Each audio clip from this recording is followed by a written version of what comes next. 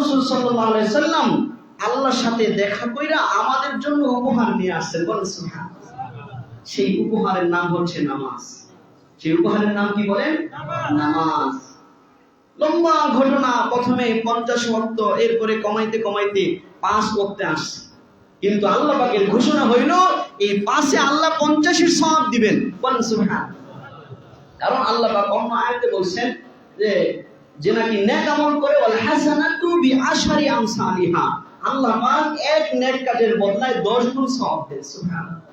সেসব আমি আপনি যদি 5 ওয়াক্ত নামাজ গুরুত্বের সাথে আদায় করি, এই মেরাজের ঘটনা শোনা জানা, এর উপর বিশ্বাস স্থাপন করা সার্থক হবে যদি আমি আপনি 5 ওয়াক্ত নামাজি হই। সাহাবায়ে কেরাম এই মেরাজের সময় নামাজ পেয়ে খুশি হয়ে গেছেন যে আল্লাহর কাছ থেকে নেওয়ার একটা মাধ্যম পাইছে। এক হাদিসে আল্লাহ রাসূল বলেন ফাইন্নাহু ইউরাজি রাব্বা, যে নাকি নামাজ পড়ে সে তার রবের সাথে গোপন আলোচনা করে। বলেন সুবহানাল্লাহ। এইজন্য আমরা নামাজকে গুরুত্ব দিব। রাজি আছি ইনশাআল্লাহ? এই নামাজের দ্বারা আল্লাহ পাক মানুষের ছোট ছোট গুনাহগুলোকে মাফ করে দেন। হাদিসের মধ্যে আসছে as-salawatul khamsu wal jumu'atu ilal jumu'ati mukaffiratun lima bainahunna, 5 ওয়াক্ত নামাজ এক জুমা থেকে আরেক জুমা এদের মধ্যবর্তী গুনাহগুলোকে মাফ করায়া দেয়। বলেন সুবহানাল্লাহ। তাহলে 5 ওয়াক্ত নামাজি হওয়া দরকার আছে না নাই? আছে। অথচ আজকে আমাদের দুনিয়ার সামান্য স্বার্থের কারণে নামাজ আমরা ছেড়ে দিই, নামাজের প্রতি অবহেলা করি। দুনিয়ার বাস্তবতা আছে কিনা বলেন? বললে অনেকে হয়তো কষ্ট পাবেন, হুজুর এক কথা কয়বার বলে। আমরা আপনার কাছে খারাপ হয়েও যদি সমাজ সুন্দর হয় তাহলে আমি খারাপ থাকা পাবো। জোর বলেন ঠিক কিনা? এই যে কয়েকদিন আগে একটা রাজনৈতিক প্রোগ্রাম হয়েছে, আমাদের সমাজে কোনো নির্দিষ্ট ঘটনার কথা বললে হুজুরে খোঁচা দিয়ে কথা কইছে। সমাজের পরিবেশ এরকম করেন যে হুজুরের খোঁচার ডরে মানুষ খারাপ কাজ থেকে বাঁচবে। জোরে বলেন ঠিক কিনা? বাবু বুঝবে যে এই ঘটনা করলে হুজুর কিন্তু জুমার ময়দানে আমাদের একেবারে অনেক কিছু করবে, হুজুর ব্যর্জিত করার উদ্দেশ্য না কিন্তু হয়ে যাও, ডরে ওই এটা করবো না। জোরে বলেন ঠিক কিনা? যদি এই ডরে হুজুররা চুপ থাকে যে কার উপরি দিয়ে যাইতেছে, কারা আয়োজক ছিল, এরা তো আমার শত্রু হয়ে যাইব, তাহলে সমাজ সুন্দর হইব? হুজুর তো চুপ থাকবো ডরে। আসরের নামাজের সময় মাইক চলছে জোরে, মুসল্লিরা সবাই সমালোচনা করছে। যারা আয়োজক ছিলেন, দায়িত্বশীল ছিলেন, আপনাদের হাত জোর করে আমাকে শত্রু না ভাইবা, আপনারা ভবিষ্যতের জন্য সতর্ক হন। এটা আপনাদের জন্য ভালো, আপনাদের দলের জন্য ভালো। আমি আজহার ইসলাম মামুন সাহেবের কানে কানেও বলছি যে এখন ভোটাভুটির সময় এমনি মানুষ এগুলো দেখে, ভোট কেন যাবো, আপনি সব নেতাকর্মীকে সতর্ক করে দিয়েন যেন নামাজের সময় কোনো অনুষ্ঠান না করে। ভালো করছি না খারাপ করছি? কথা বলেন। উপকার করে দিছি। কি করে দিছি? উপকার। এজন্য আপনারা ইনশাআল্লাহ দুনিয়ার সব কিছুর ঊর্ধ্বে রাখবেন নামাজ। যদি নামাজের 10 মিনিট বিরতি হইতো, হয়তো মধ্যে একটু এলোমেলো হইতো, কিন্তু আখিরাতে আল্লাহ খুশি হয়ে যেত। জোরে বলেন ঠিক কিনা? আখিরাতের জন্য বড় সফলতা চলে আসে। বিশেষ করে এই মসজিদের সামনে এই জায়গাটায় অনেক প্রোগ্রাম হয়, বিবাহ শাদী হয়, গান বাদ্য হয়, সব কিছু হয়। মসজিদটাকে একটু এহতেরাম করে, এটা আপনাদের হাতে পায়ে ধরে বলে। দেখা যায় নামাজিরা দেখতেছে নাচ গান হইতেছে, নামাজিরা দেখতেছে এখানে নামাজ থেকে অন্য কিছু চলতেছে, এটা খারাপ দেখা যায় না? আল্লাহ তাআলা আমাদের সকলকে বুঝা সতর্ক হওয়ার তৌফিক দান করেন। ও আখিরি দাওয়ানা মহান আল্লাহ পাকের দরবারে আলিশানি অগণিত লক্ষ কোটি শুকরিয়া যে আল্লাহ পাক অত্যন্ত ভালোবেসে, অত্যন্ত মোহাব্বত করে আমাদেরকে পবিত্র রজব মাসের আরো একটি জুমায় আগে আগে মসজিদে আসার বসার, দ্বীনের কিছু গুরুত্বপূর্ণ কথা শোনার জন্য তৌফিক দান করেছেন। এজন্য দিল থেকে শুকরিয়া দান বলি আলহামদুলিল্লাহ। আমরা জানি এই রজব মাস মুসলমানদের জন্য একটি গুরুত্বপূর্ণ মাস। যেহেতু এই রজব মাস আল্লাহ পাকের কাছে 12 মাসের মধ্যে বিশেষ সম্মানিত 4 মাসের মধ্যে একটি অন্যতম মাস, যেই মাসে আল্লাহ পাক যেরকম নেক আমলের দ্বারা সওয়াব অন্য মাসের তুলনায় বাড়িয়ে দেন, আবার গুনাহ করার কারণে অন্য মাসের তুলনায় এই মাসে গুনাহ করার কারণে আল্লাহ পাক গুনাহ বাড়ায়া দেন। এজন্য আল্লাহ পাক কোরআনে বলেছেন, ফালা তাজলিমু ফীহিন্না আনফুসাকুম, কাজেই আমার বান্দারা এই সম্মানিত 4 মাসে গুনাহের মাধ্যমে নিজেই নিজের উপরে কি করো না, জুলুম করো না। এই দৃষ্টিকোণ থেকেও রজব মাস বিশেষ গুরুত্বপূর্ণ। আরো একটি দিক রয়েছে যে রজব মাস আসলেই আল্লাহ রসুল রমজান মাস, যেটা সাইয়্যিদুশ শুহুর, সমস্ত মাসের মধ্যে শ্রেষ্ঠ মাস, রমজানের আগমনের একটা হাওয়া চালু হয়ে যায় এবং স্বয়ং আল্লাহ রসুল দোয়া শিখাইছেন আমাদেরকে, আল্লাহুম্মা বারিক লানা ফি রজব ওয়া শাবান ওয়া বাল্লিগনা রমাদান, যে আয় আল্লাহ আপনি আমাদের রজব মাসে এবং তার পরবর্তী শাবান মাসে বরকত দান করেন আর আমাদেরকে রমজান পর্যন্ত পৌঁছায় দেন। এই দৃষ্টিকোণ থেকেও রজব মাস আমাদের কাছে একটি গুরুত্বপূর্ণ মাস।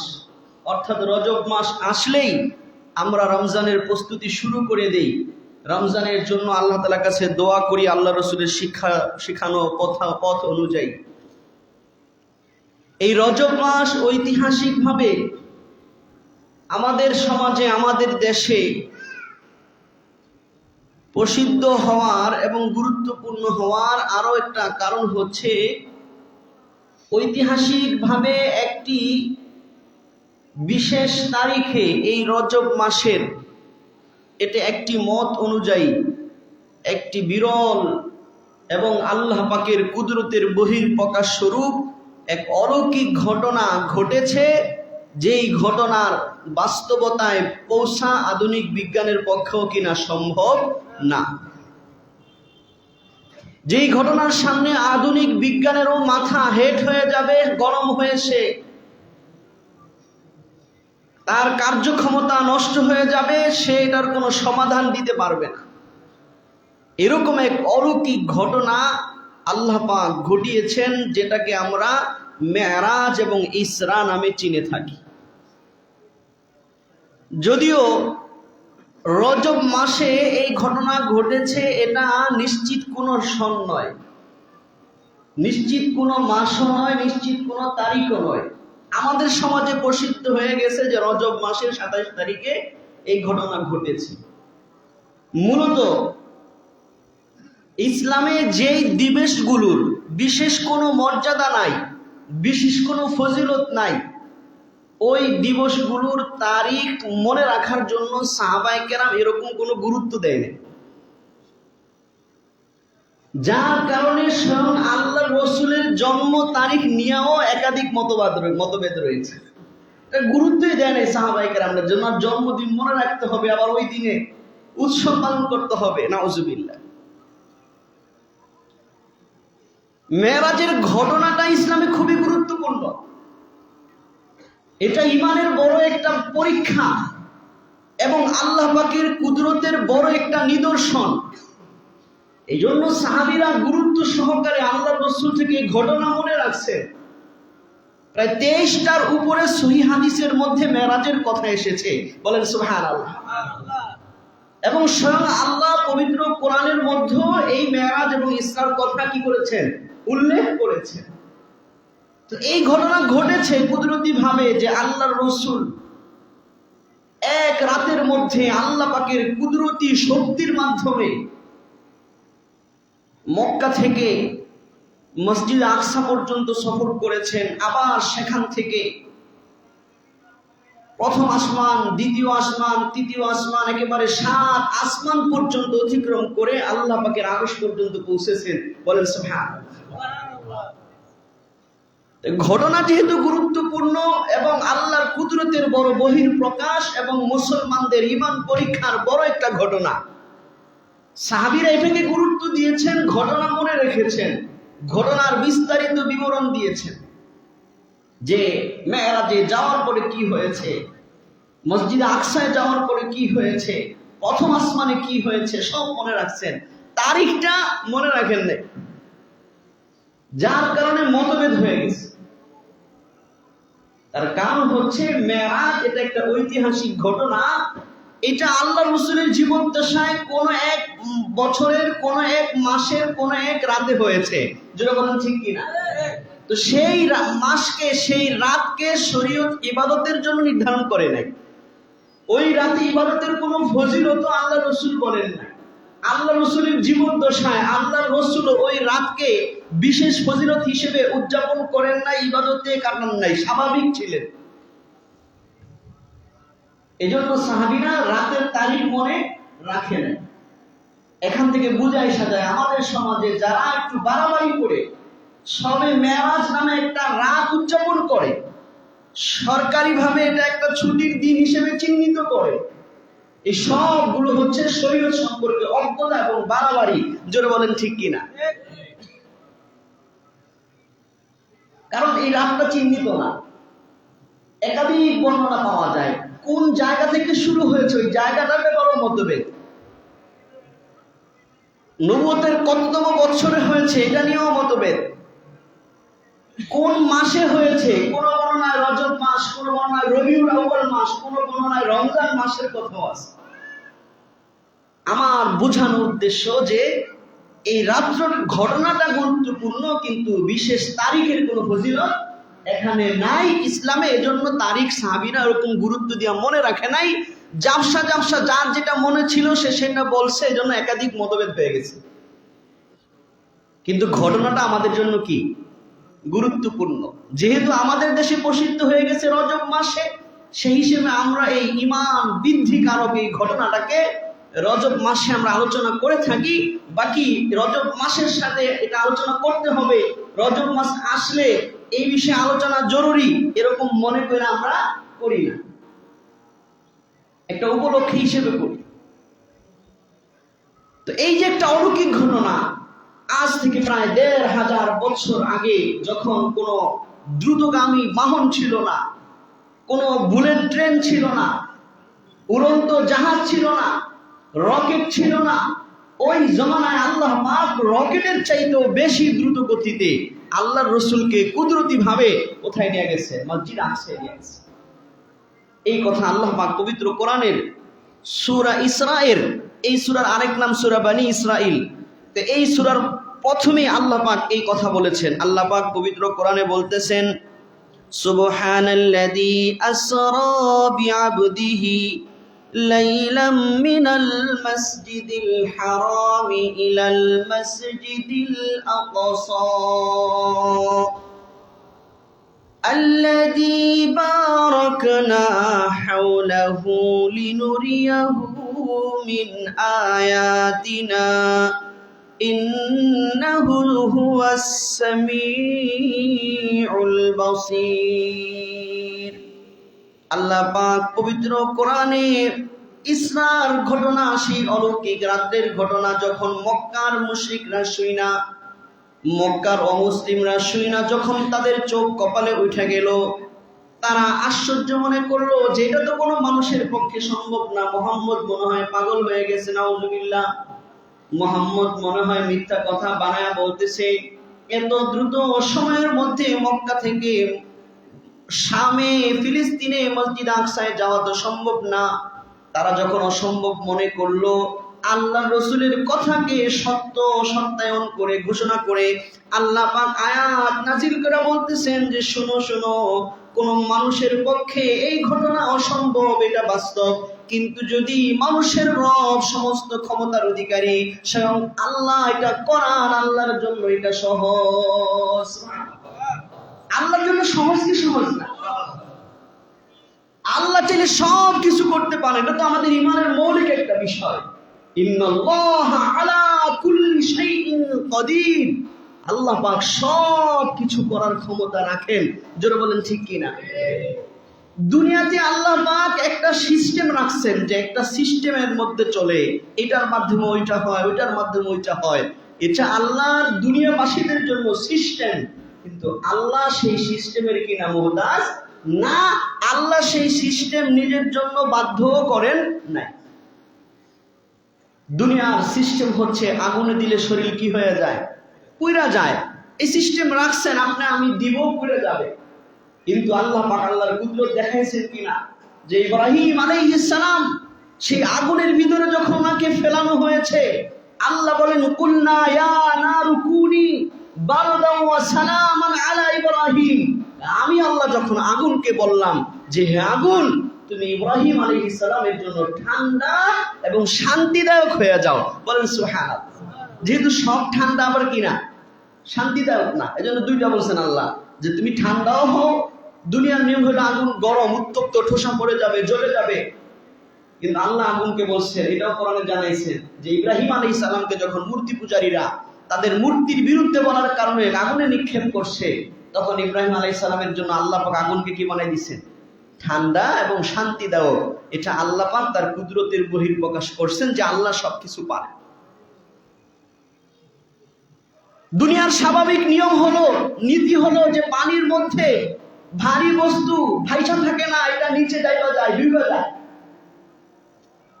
পানির মধ্যে কখনো রাস্তা তৈরি হয় না, কিংবা পানির মাঝখানে কখনো ফাটল তৈরি হয় না। সমুদ্রের স্রোতের মাঝখানে যে জমিনে রাস্তা হয়ে যাবে, দুই পাশে পানি দেখা যায়, অথবা নিচে দিয়া পানি যাতায়াত করতেছে কিন্তু উপর দিয়ে মানুষ হাইটে যাইতেছে, এরকম হয় না। কিন্তু আল্লাহ পাক মূসা আলাইহিস সালামকে ফেরাউনের কবল থেকে বাঁচাইতে গিয়া যখন মূসা আলাইহিস সালামকে আদেশ করছেন যে হে মূসা, তুমি তোমার লাঠি দিয়ে বাড়ি মারো। স্বাভাবিক দুনিয়ার যুক্তি হলো যে লাঠির বাড়ি দিয়া সমুদ্রের মধ্যে কি হবে? লাঠির বাড়ি দিয়া, এটা উল্টা বুদ্ধি হয়ে গেল। পিছনে ফেরাউনের বাহিনী। যুক্তির কথা ছিল যে মূসা আলাইহিস সালামকে বলবেন তোমার যা আছে তা নিয়ে তুমি প্রতিহত করো, তোমার অস্ত্র নাই, লাঠি তো একটা আছে, মূসার ফেরাউনের বাহিনী আসতেছে, ওই দিকে ফিরা তুমি বাইরানো শুরু করো আমরা কিন্তু। এটা ছিল কি দুনিয়ার যুক্তি। জোর ঠিক কিনা? আপনারা কয়দিন আগে দেখছেন না মুন্সিগঞ্জে না কোন জায়গায় ডাকাত ঢুকছিল, প্রায় ৬-৭ জন ডাকাত ঢুকছে। তো যে বাড়িতে যে আছে ওই লোক বুঝছে যে ডাকাত আসছে, অনেক মানুষ, সে ছুরি নিয়ে এমন চিল্লানি দিছে আর আন্দাগুন্দি ছুরি চালানো শুরু করছে, ৬-৭ ডাকাত ভয়ে দৌড়ে পালাই গেছে। দেখছেন না আপনারা এই ঘটনা? শুনছেন না? কেন? দুনিয়ার যুক্তি এটা, তোমার যেটা আছে ওটাকে তুমি কি করো? সাহস দেখাও, তাইলে যারা অন্যায় তারা ভয়ে পালাবে। কিন্তু আল্লাহ পাক মানুষের যুক্তিকে নষ্ট করে আল্লাহর কুদরত দেখাইতে চান। এজন্য আল্লাহ পাক মূসা আলাইহিস সালামকে বলেন না যে তুমি লাঠি দিয়ে বাইরানি শুরু করো ফেরাউনের বাহিনীকে, বলছে যে কই দাও, সমুদ্রে বাড়ি মারো। মারছে বাড়ি, আল্লাহ তার কাজ করেছেন, সমুদ্রের মধ্যে 12 গোত্রের জন্য 12টা রাস্তা হয়ে গেছে। বলে সুবহানাল্লাহ। আল্লাহর কুদরতে সবকিছু সম্ভব কি সম্ভব? তো মক্কার মুশরিকরা যখন আল্লাহর রাসূলের এই অলৌকিক ঘটনাকে অস্বীকার করা শুরু করলো, আশ্চর্যজনক মনে করলো, আল্লাহ পাক কোরআনে আয়াত নাযিল বলতেছেন সুবহানাল্লাযী আসরা বিআবদিহি। আল্লাহ পাক জানাই দিতেছেন সমস্ত দোষ ত্রুটি থেকে মুক্ত সেই আল্লাহ তাআলা। দুনিয়ার মানুষের কমি আছে, দুনিয়ার মানুষের মধ্যে সংকীর্ণতা আছে, মানুষের দোষ ত্রুটি আছে, মানুষ সবকিছু করতে পারে না। মানুষের একটা কমি হলো, দুর্বলতা হলো, মানুষ দ্রুত সময়ের মধ্যে অনেক বেশি জায়গা দ্রুত গতিতে সে নিজের পায়ে অতিক্রম করতে পারে না। আল্লাহ পাক বলতেছেন যে না না, সুবহানাল্লাযী আসরা বিআবদিহি, ওই আল্লাহ, যে আল্লাহ তার বান্দা মুহাম্মদুর রাসূলুল্লাহকে রাতের সফর করিয়েছেন, সেই আল্লাহ সমস্ত দোষ ত্রুটি থেকে মুক্ত। সুবহানাল্লাহ। আল্লাহ এই ঘটনার বর্ণনা সুবহানাল্লাহ দিয়া কইরা আল্লাহ বুঝাইছেন তুমি তোমার যুক্তিতে, তুমি তোমার আকল যেহেতু দুর্বল, মানুষের শক্তি দুর্বল, মানুষ কোনোদিন এটা সম্ভব না, কিভাবে সম্ভব? এজন্য আল্লাহ শুরু করছেন কি দিয়া? সুবহানাল্লাহ দিয়ে। যে আল্লাহ করাইছেন ওই আল্লাহর মধ্যে দুর্বলতা নাই। তোমার যুক্তিতে দুর্বলতা সম্ভব না। মধ্যাকর্ষণ শক্ত কিভাবে, শক্তি কিভাবে ভেদ করে আল্লাহ রাসূল সাত আসমান অতিক্রম করলেন, এটা তোমার যুক্তিতে, তোমার দুনিয়া দুর্বল, কিন্তু আল্লাহ কি না? দুর্বল না, আল্লাহ সব দোষ থেকে মুক্ত। এজন্য সুবহানাল্লাহ দিয়ে শুরু করছেন। বলেন সুবহানাল্লাহ। আল্লাহ বলতেছেন তিনি সে আল্লাহ, যিনি সমস্ত দোষ থেকে মুক্ত। আসরা বিআবদিহি, তিনি তার বান্দা মুহাম্মদুর রাসূলুল্লাহকে রাতের সফর করিয়েছেন। সুবহানাল্লাহ। এখানে আরো একটা শিক্ষণীয় বিষয়, আয়াতে আল্লাহ তাআলা বলছেন আসরা বিআবদিহি, যে তার বান্দাকে নিয়ে সফর করিয়েছেন। আল্লাহ রাসূল সাল্লাল্লাহু আলাইহি সাল্লামের অনেক গুণবাচক শব্দ ছিল, তিনি রাসূলুল্লাহ, তিনি সাইয়্যিদুল মুরসালিন, তিনি খাতামুন নবিয়্যিন। এরকম বহু গুণবাচক নাম ওনার রয়েছে, সেগুলো বলেন নাই। আল্লাহ বলছেন একেবারে নরমাল একটা মানুষের দৃষ্টিতে নরমাল একটা শব্দ, যে বান্দা। কি বলছেন? বান্দা বলছেন। মুহাম্মদ কেরাম লিখছেন যে এই যে আল্লাহর বান্দা হইতে পারা, এটা একটা মানুষের জন্য সবচেয়ে বড় সৌভাগ্য। আল্লাহ যদি আমাকে তার বান্দা বলে স্বীকৃতি দেয়, তাহলে আমার সব কি পার হয়ে গেছে। এই জন্য আল্লাহ তাআলা তার রসুলকে বান্দা বলে ব্যক্ত করছেন যে আসরা বিআবদিহি, তিনি তার বান্দা মুহাম্মদকে নিয়ে রাতের সফর করিয়েছেন। কোথায় থেকে? মিনাল মসজিদিল হারাম ইলাল মসজিদিল আকসা, মসজিদে হারাম থেকে মসজিদ আকসা পর্যন্ত। সুবহানাল্লাহ। যে এখানে মাঝখানে আল্লাহ পাক মসজিদে আকসার কিছু ফজিলত বলছেন, আল্লাযী বারাকনা হাওলা। মসজিদে আকসা এমন এক জায়গা, এমন এক মসজিদ যার চতুর্দিকে আমি আল্লাহ বরকত নাজিল করেছি। বলেন সুবহানাল্লাহ। বহু নবীদের জন্মস্থান এই মসজিদ আকসা এবং তার আশপাশ এলাকা। সেখানে আল্লাহ পাকের বহু খায়ের ও বরকত রয়েছে। এজন্যই যতগুলো আসমানি ধর্ম আছে, তারা সবাই মসজিদ আকসাকে এবং তার আশপাশ এলাকাকে বরকতের জায়গা মনে করে। খ্রিস্টানরাও মনে করে, ইহুদিরাও মনে করে, মুসলমানরাও কি মনে করে। তবে আল্লাহ পাক খ্রিস্টান এবং ইহুদি ধর্মর মেয়াদ আল্লাহ বাতিল করে দিয়েছেন। এখন আল্লাহর কাছে একমাত্র গ্রহণযোগ্য ধর্ম কোনটা? ইসলাম। এজন্য আল্লাহ পাক ঘোষণা করেছেন এক সময় আসবে ইনশাআল্লাহ এই মসজিদ আকসা, এই বাইতুল মাকদিস মুসলমানদের হবে। এই ঘোষণা আল্লাহ পাক তার রাসূলের জবান দিয়ে দেওয়া হয়েছে। ইহুদিরা পরাজিত হবে, মহাযুদ্ধ হবে। সেই যুদ্ধের মাধ্যমে মসজিদ আকসা এবং ফিলিস্তিন পুরা সম্পূর্ণ মুসলমানদের দখলে আসবে ইনশাআল্লাহ। সেই আখিরুজ জামানা এখন চলতেছে। আল্লাহ তাআলা বলতেছেন কেন সফর করাইছেন এই রাতের সফর? আল্লাহ পাক বলেন লিনুরিয়াহু মিন আয়াতিনা, যাতে করে আমি আল্লাহ আমার প্রিয় রাসূলকে আমার কুদরতের বড় বড় নিদর্শনগুলো দেখাইতে পারি। সুবহানাল্লাহ। দেখাইছেন। এক নাম্বার তো এই যে এত দ্রুত গতিতে নিয়ে যাওয়া, এটি আল্লাহর বড় কুদরতের কি নিদর্শন, যে আমি আল্লাহ এটা পারি। কারণ তখন আল্লাহ পাক আল্লাহর রাসূল যখন যে এলাকায় দিয়ে গিয়েছেন, ওই এলাকাকে দুনিয়ার স্বাভাবিক গতি রাখছেন, আর সারা পৃথিবীকে আল্লাহ তাআলা হ্যাং করে দিচ্ছেন। সুবহানাল্লাহ। পৃথিবীর মানুষ বুঝতেও পারে নাই যে মুহাম্মদ সাল্লাল্লাহু আলাইহি ওয়াসাল্লাম এত বড় দীর্ঘ সফর করে ফেলতেছে। পৃথিবীর মানুষ ঘুমাইছে, ঘুম থেকে উঠছে স্বাভাবিক মতো। মাঝখানে যে আল্লাহ পাক হ্যাং করে রাখছেন, এটা কারো পক্ষে বোঝা সম্ভব না। বিজ্ঞানের চিন্তা করেও বোঝা সম্ভব না, কিন্তু আল্লাহ পাকের কাছে সব সম্ভব। মেরাজের ঘটনা আমরা এজন্যই আলোচনা করি। বিস্তারিত ঘটনা বললে অনেক সময় লাগবে, লাগাতার কয়েক জুমা করা লাগবে। এজন্য ওই বিস্তারিত ঘটনার দিকে আমি সচরাচর যাই না। কিন্তু মূল যেটা আমাদের লক্ষণীয় বিষয়, সেটা হচ্ছে যে এই মেরাজের ঘটনার উপর আমাদের বিশ্বাস 100% হতে হবে, এবং এই বিশ্বাসটা কেন সঠিক এটা বুঝতে হবে। কারণ এই ঘটনাটা ঘটাইছেন কি? আল্লাহ। আল্লাহ পাক সূরা ইয়াসিনের মধ্যে বলেছেন ইন্নামা আমরুহু ইযা আরাদা শাইআন আইয়াকুলা লাহু কুন ফায়াকুন। আল্লাহ পাক সূরা ইয়াসিনের মধ্যে জানাই দিয়েছেন যে আল্লাহ পাকের কাছে দুনিয়াতে কোনো কিছু করা কোনো সম্ভব না। দুনিয়ার মানুষের যুক্তিতে, বিজ্ঞানের থিওরিতে যেটা অসম্ভব, সেটা আল্লাহর কাছে আরো বেশি সম্ভব। আল্লাহ পাকের সিস্টেমে হলো ইদা আরাদা শাইআন, আল্লাহ যখন কোনো কিছু করতে চান, আইয়াকুলা লাহু কুন, আল্লাহ পাক শুধু বলে দেন যে হয়ে যাও, ফায়াকুন, সাথে সাথে হয়ে যায়। আল্লাহ পাক বলেন হয়ে যাও, সাথে সাথে হয়ে যায়। মুফাসসিরিনে কেরাম এই কথা লিখেছেন যে যেহেতু আল্লাহ পাক অন্য জায়গায় আল্লাহ সব পারে, আল্লাহুস সামাদ, আল্লাহ পাক অমুখাপেক্ষী, তাইলে এই আয়াতের দ্বারা বোঝা আল্লাহ পাক কোন বলতেও মুহতাজ না। আল্লাহর সিস্টেম হলো কোন বলেন হয়ে যায়, কিন্তু আল্লাহ পাক কোন বলা ছাড়া আল্লাহ পাক চাইছে সাথে সাথে হয়ে যাবে। বলেন সুবহানাল্লাহ। কারণ আল্লাহ পাক কোন বলার প্রতিও কি না মুহতাজ না, মুখাপেক্ষী না। তিনি আলিমুল গায়ব, পুরো পৃথিবী আল্লাহ পাকের হাতে, অর্থাৎ কুদরতি হাতে, আল্লাহ পাকের আয়াত্তাধীন। এটা আল্লাহর পক্ষে সম্ভব কি সম্ভব না?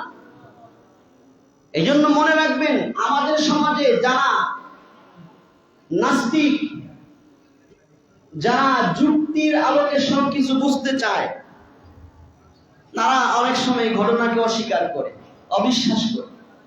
তারা কেন? সেই জাহিল যুগের মক্কার মুশরিকরাও কি করেছিল? অস্বীকার করেছিল। তারা এটা অসম্ভব ভেবেছিল, যার কারণে আল্লাহ আয়াত নাজিল করে এটার পক্ষে সত্যায়ন করেছে। কেন? তাদের যুক্তি দিলে হতো না। এই জন্য ইসলামের একটা বিধান হলো যে আপনি শরীয়তের বিষয়কে সহিভাবে, হাদিস দ্বারা যেটা প্রমাণিত, কোরআন দ্বারা যেটা প্রমাণিত, এটা আপনার বুঝে আসলেও সঠিক বিশ্বাস করতে হবে, বুঝে না আসলেও কি সঠিক বিশ্বাস করতে হবে। তাইলে আপনি পাক্কা ঈমানদার, তাইলে আপনি পাক্কা মুমিন। শরীয়তের কোন বিষয় যুক্তির বাহিরে না, সব কিছু যুক্তি দেওয়া সম্ভব, বোঝানো, কিন্তু অনেক সময় আমাদের মেধা এবং আমাদের প্রযুক্তি ওই পর্যন্ত যায় না যে বোঝাইতে পারে। কিন্তু আল্লাহ পাক যখন প্রযুক্তির উন্নতি করেন, এরকম অনেক বিষয় এখন সম্ভব, যে বিষয় আজ থেকে 100 বছর আগে কি ছিল না, সম্ভব ছিল না। তখনকার বিজ্ঞান মনে করতে এটা সম্ভব না, এখন 100 বছর পরে সম্ভব হয়েছে কি হয়নি। তার মানে ইসলাম বলে যে সব কিছুই সম্ভব, কিন্তু বিজ্ঞানের গবেষণাও অসম্পূর্ণ, যুক্তি, মানুষের যুক্তিও অসম্পূর্ণ।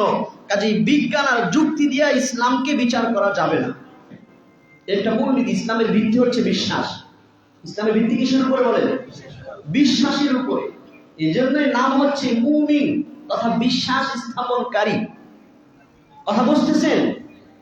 বিশ্বাসের উপরে, কিন্তু আসলে সম্ভব। মেরাজের ঘটনা কোনো সম্ভব বিষয় না।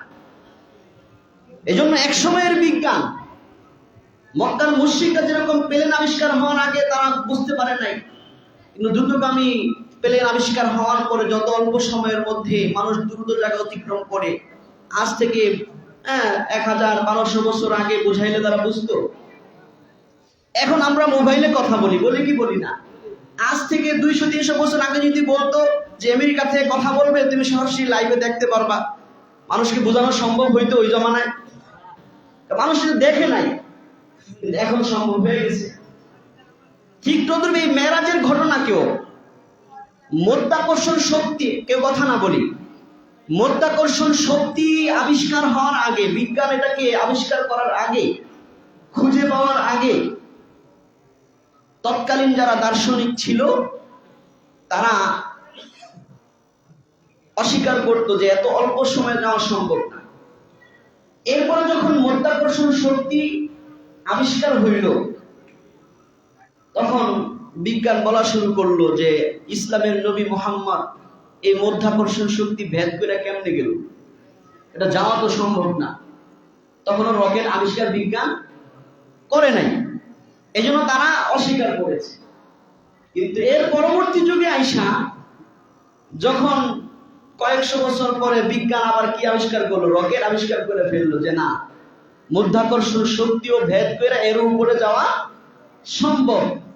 তখনকার বিজ্ঞান সেটাকে অসম্ভব মনে করে। তারা মনে করে যে আল্লাহ রসুলকে আল্লাহ পাক যে বুরাকের মাধ্যমে নিয়ে গেছেন, এই বুরাকের গতি যদি রকেটের চাইতে বেশি হয়, তাহলে মাধ্যাকর্ষণ শক্তি ভেদ করা কি সম্ভব।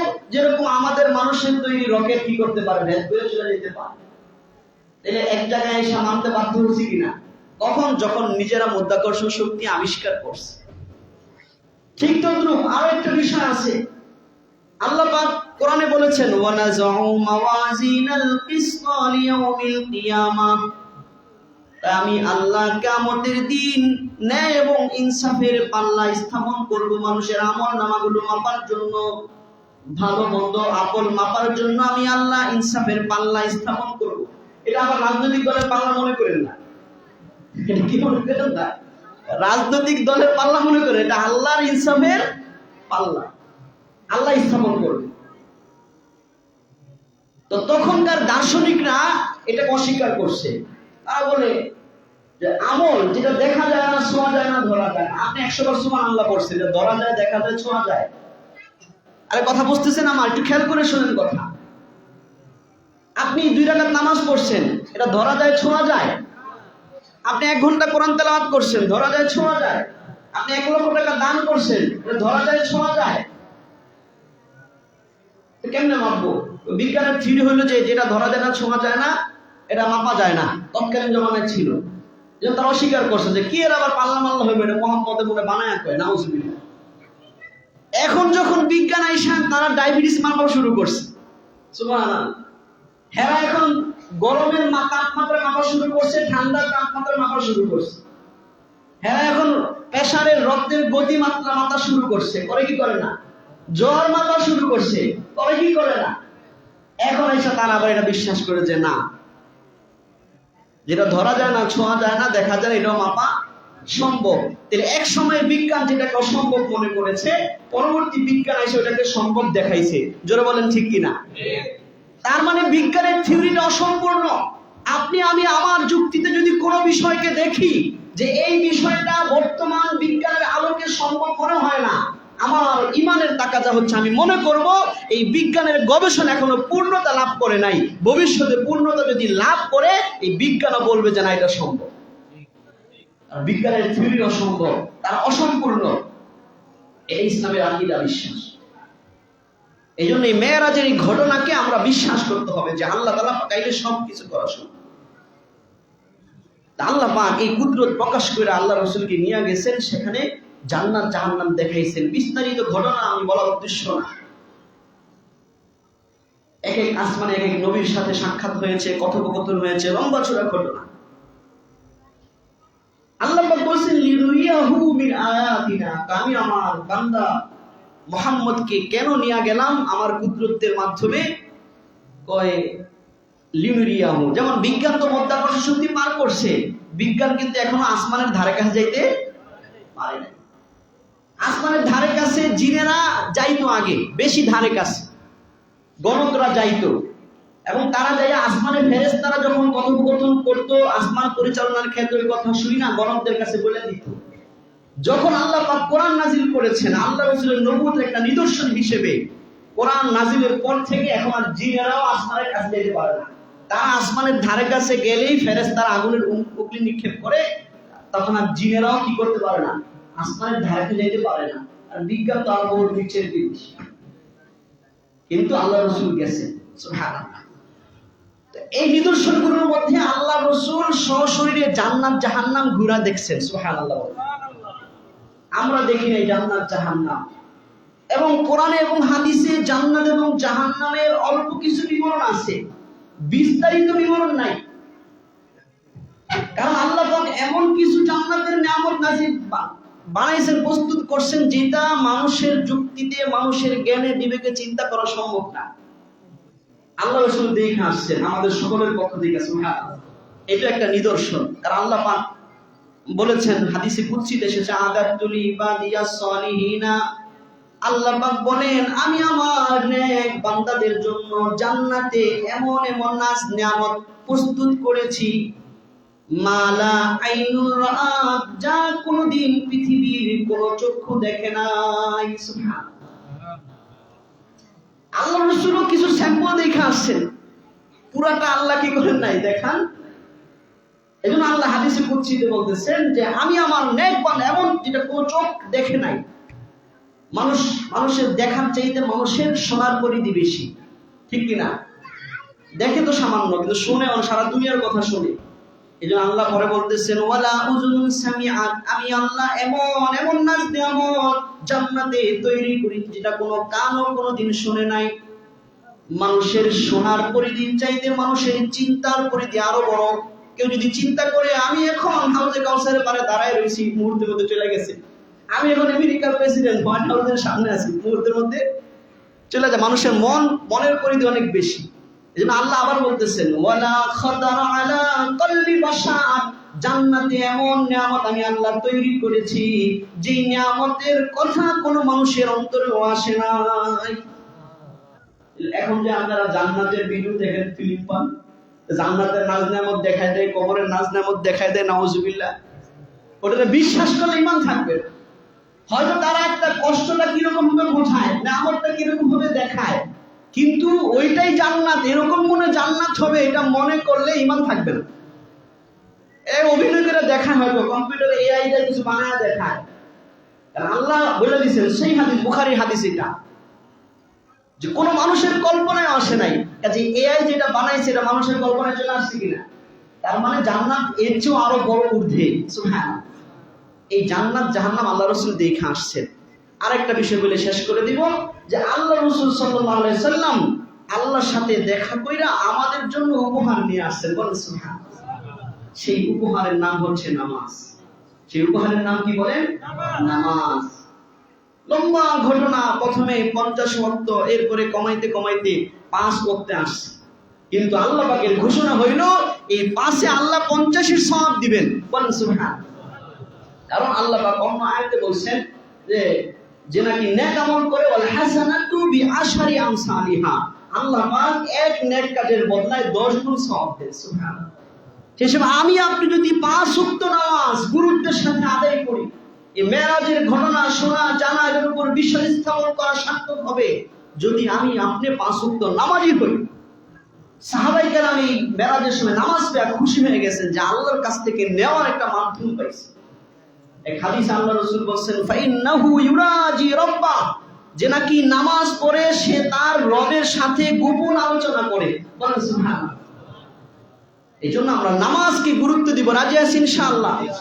এই নামাজের দ্বারা আল্লাহ পাক মানুষের ছোট ছোট গুনাহগুলোকে maaf করে দেন। হাদিসের মধ্যে আসছে as-salawatul khamsu wal jumu'atu ilal jumu'ati mukaffiratun lima bainahunna, 5 ওয়াক্ত নামাজ এক জুমা থেকে আরেক জুমা এদের মধ্যবর্তী গুনাহগুলোকে maaf করায়া দেয়। বলেন সুবহানাল্লাহ। তাহলে 5 ওয়াক্ত নামাজি হওয়া দরকার আছে না নাই? আছে। অথচ আজকে আমাদের দুনিয়ার সামান্য স্বার্থের কারণে নামাজ আমরা ছেড়ে দিই, নামাজের প্রতি অবহেলা করি। দুনিয়ার বাস্তবতা আছে কিনা বলেন? বললে অনেকে হয়তো কষ্ট পাবেন, হুজুর এক কথা কয়বার বলে। আমরা আপনার কাছে খারাপ হয়েও যদি সমাজ সুন্দর হয় তাহলে আমি খারাপ থাকা পাবো। জোর বলেন ঠিক কিনা? এই যে কয়েকদিন আগে একটা রাজনৈতিক প্রোগ্রাম হয়েছে, আমাদের সমাজে কোন নির্দিষ্ট ঘটনার কথা বললে হুজুরের খোঁচা দিয়ে কথা কইছে। সমাজের পরিবেশ এরকম করেন যে হুজুরের খোঁচার ডরে মানুষ খারাপ কাজ থেকে বাঁচবে। জোরে বলেন ঠিক কিনা? বাবু বুঝবে যে এই ঘটনা করলে হুজুর কিন্তু জুমার ময়দানে আমাদের একেবারে অনেক কিছু করবে, হুজুর ব্যর্থিত করার উদ্দেশ্য না কিন্তু হয়ে যাও, ডরে ওই এটা করবো না। জোরে বলেন ঠিক কিনা? যদি এই ডরে হুজুররা চুপ থাকে যে কার উপরি দিয়ে যাইতেছে, কারা আয়োজক ছিল, এরা তো আমার শত্রু হয়ে যাইব, তাহলে সমাজ সুন্দর হইব? হুজুর তো চুপ থাকবো ডরে। আসরের নামাজের সময় মাইক চলছে জোরে, মুসল্লিরা সবাই সমালোচনা করছে। যারা আয়োজক ছিলেন, দায়িত্বশীল ছিলেন, আপনাদের হাত জোর করে আমাকে শত্রু না ভাইবা, আপনারা ভবিষ্যতের জন্য সতর্ক হন। এটা আপনাদের জন্য ভালো, আপনাদের দলের জন্য ভালো। আমি আজহার ইসলাম মামুন সাহেবের কানে কানেও বলছি যে এখন ভোটাভুটির সময় এমনি মানুষ এগুলো দেখে, ভোট কেন যাবো, আপনি সব নেতাকর্মীকে সতর্ক করে দিয়েন যেন নামাজের সময় কোনো অনুষ্ঠান না করে। ভালো করছি না খারাপ করছি? কথা বলেন। উপকার করে দিছি। কি করে দিছি? উপকার। এজন্য আপনারা ইনশাআল্লাহ দুনিয়ার সব কিছুর ঊর্ধ্বে রাখবেন নামাজ। যদি নামাজের 10 মিনিট বিরতি হইতো, হয়তো মধ্যখানে একটু এলোমেলো হইতো, একটু হইতো, কিন্তু আখিরাতে আল্লাহ খুশি হয়ে যেত। জোরে বলেন ঠিক কিনা? আখিরাতের জন্য বড় সফলতা চলে আসে। বিশেষ করে এই মসজিদের সামনে এই জায়গাটায় অনেক প্রোগ্রাম হয়, বিবাহ শাদী হয়, গান বাদ্য হয়, সব কিছু হয়। মসজিদটাকে একটু এহতেরাম করেন, এটা আপনাদের হাতে পায়ে ধরে বলি। দেখা যায় নামাজিরা দেখতেছে নাচ গান হইতেছে, নামাজিরা দেখতেছে এখানে নামাজ থেকে অন্য কিছু চলতেছে, এটা খারাপ দেখা যায় না? আল্লাহ তাআলা আমাদের সকলকে বুঝার, সতর্ক হওয়ার তৌফিক দান করেন। ও আখিরি দাওয়ানা